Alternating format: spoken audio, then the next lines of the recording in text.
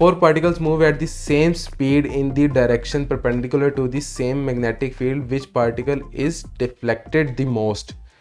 तो वो कह रहा है कि 4 पार्टिकल्स हैं, ठीक है, वो 4 पार्टिकल्स उसने हमें ऑप्शन में दिए हैं, ठीक है। तो वो कह रहा है कि इनमें से सबसे ज़्यादा डिफ्लेक्शन किसकी होगी अगर मैग्नेटिक फील्ड स्ट्रेंथ सेम और सारे perpendicular to the magnetic field ही जा रहे हैं, वेलोसिटी भी सबकी सेम है, ठीक हो गया।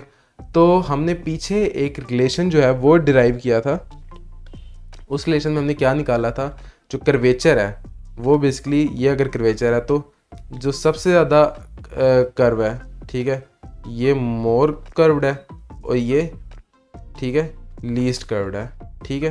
तो ये मोस्ट कर्व्ड है, ये लीस्ट कर्व्ड है। तो वो हमसे पूछ रहा है कि डिफ्लेक्टेड मोस्ट यानी कि अंदर वाला रीजन यानी कि सबसे कम रेडियस किसका होगा।